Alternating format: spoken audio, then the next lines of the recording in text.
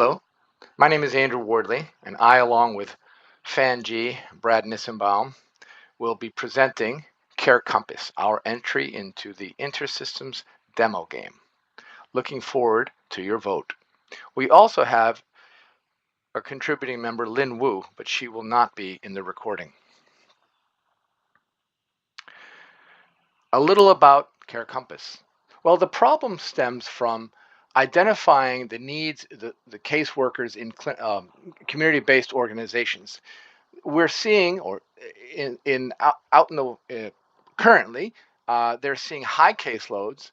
They have fragmented systems with siloed health and social data, and caseworkers are spending hours chasing information. This has been leading to burnout, delays, and missed opportunities to support their clients and future patients. Also, this is driving towards ER visits, which are very high in cost and are often used because of those upstream needs were not previously identified or met. Our solution, Care Compass, will integrate health and social data, and will use AI to flag high-risk patients and surface unmet needs before escalation is required. Why does this matter? Well, a study in the American Journal of Emergency Medicine, found that 12% of Medicaid enrollees represent 38% of all emergency department visits. So early identification can get better resource allocation and cost savings.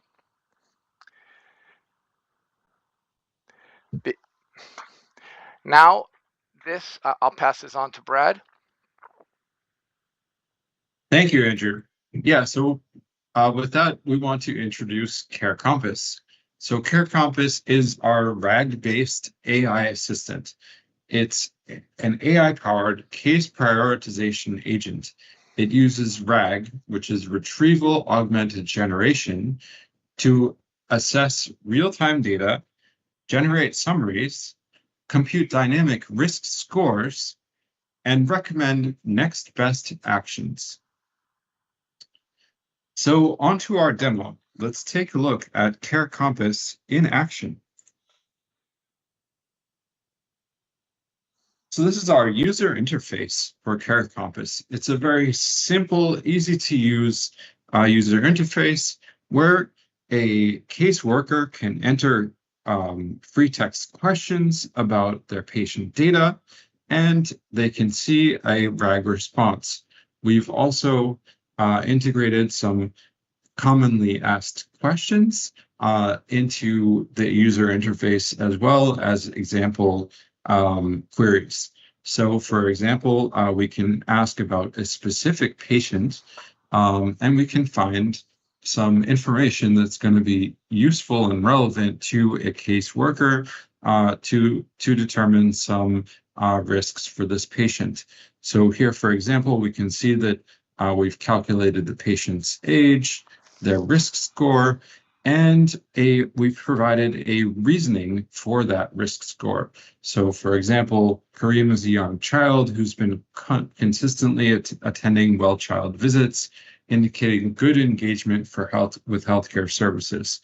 So the risk score, this is on a scale of 1 to 10, 1 being the lowest and 10 being the highest. A 2 is relatively low, but we're also providing some resources that this case manager who happens to work in the state of Florida can use to provide resources to this patient or to the patient's family as well. Some other commonly asked questions that case workers may want to look into: which patients are socially isolated? So behind the scenes, what we're doing, we're using InterSystems IRIS, and we're creating and embedding for our question, and we've already embedded all of the data about all of our patients. And so we're matching up the most similar using IRIS similarity search, the most similar data points to the question that we're asking. So for this for this example, we can see that Anjanette is a patient age 57. She has a risk score of 8. And she does have some indicators for being socially isolated. So, for example, she's experiencing social isolation and stress, which are significant risk factors for mental health issues. Another example is Katya, 630, also has a history of social isolation, and Lakeisha, who also is socially isolated and is experiencing stress. So another thing that we might want to look into, who has the highest mental health risk? So we're, again, doing that same reaching out to InterSystems IRIS, using RAG and sending all the data to an LLM, and we're getting this response. So patients with the highest mental health risk, we have Dean. He's 57. Risk score is 8, so relatively high. And we can see that he has some ongoing stress, limited social contact, and a history of intimate partner violence. And then there's Hua.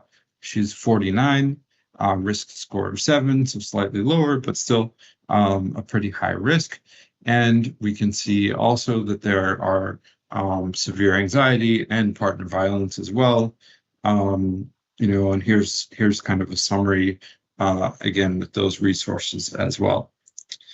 Then, so we kind of thought that caseworkers might want to find out not only about specific patients, but also be able to search things within their whole cohort. So that's where these 3 example questions came from.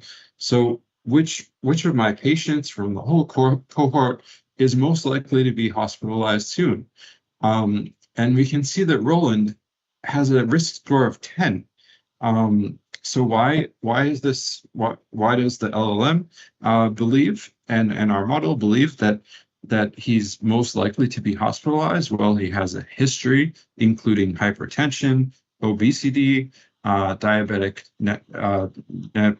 nephropathy, and a renal transplant. So all of these things are very high risk for hospitalization. So we're also going to provide these resources within the state of Florida. So now let's go behind the scenes and we'll take a look at the code and what is actually happening here. So I'm going to pass this over to Fan, who's going to walk us through this. Hello, everybody. My name is Fan. I'm going to talk about the behind the scene of this project. First of all, we installed a bunch of tools and libraries to set up the environment, including Pandas, Hugging Face, Llama Iris, and Llama Index. And next, we use Iris as our database to store our embeddings and metadata.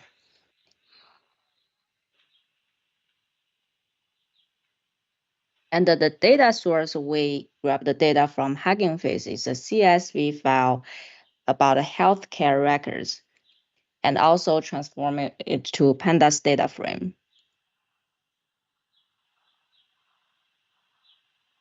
Then here we did a little data cleaning to pick patient ID, first name, age, and clinical notes, which we thought is most useful for our project.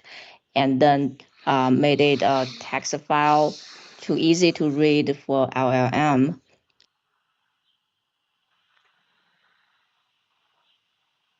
Then the library here we use is Llama Index and Llama Iris, which is how we constructed this vector store.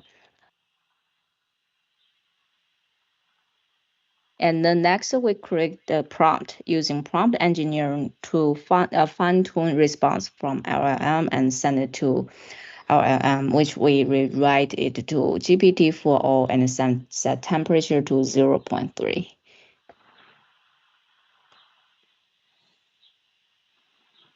And also here we use similarity search with Iris to return the top 5 most similar matches to the query. Then the last step, we use Gradle as our user interface. That's how you see the simple query and the simple response. Okay, this is our code walkthrough.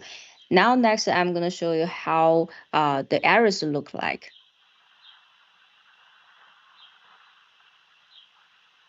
In our IRIS, you can see the table, including the data, is our healthcare records, has a patient name, age, clinical notes, and then metadata, node ID, and embeddings, which we use Llama IRIS and Llama Index Legacy to transform our data into a vector store. This is a very powerful tool to help us to transform all the embeddings to send it to LLM. That's all.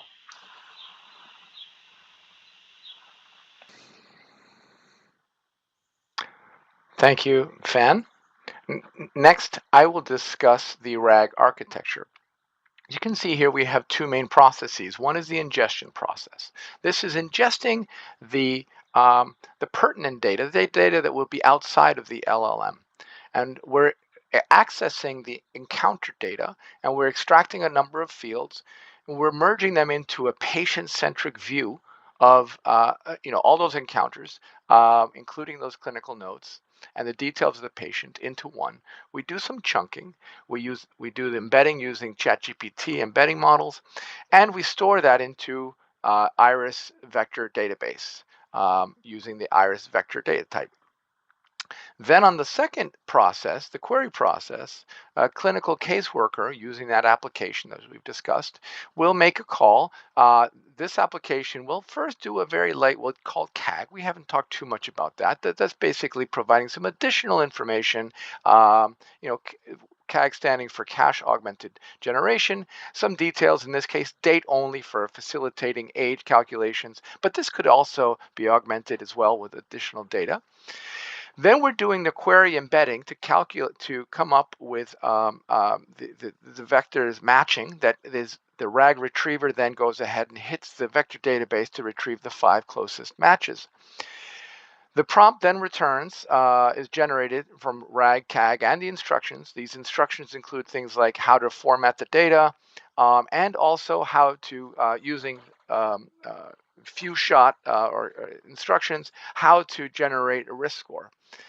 We then also additionally use things like temperature to increase repeatability, and we hit the model with that prompt and return it back to the application. Okay, for our next step and future directions, we are planning to expand dataset because we're using very small dataset. It limits a RAG of ability to give us answers. So this is our first priority for next step. And then next we'll do experiment with alternative embedding models. Now we're using default embedding models. Next step, we'll use some healthcare domain embedding models. Last of all, we want to test how good our RAG is working. So we'll add some evaluation metrics. This could be some testing accuracy, testing, maybe get some user feedback, and production considerations like LLM performance and privacies. That concludes our presentation. Thank you.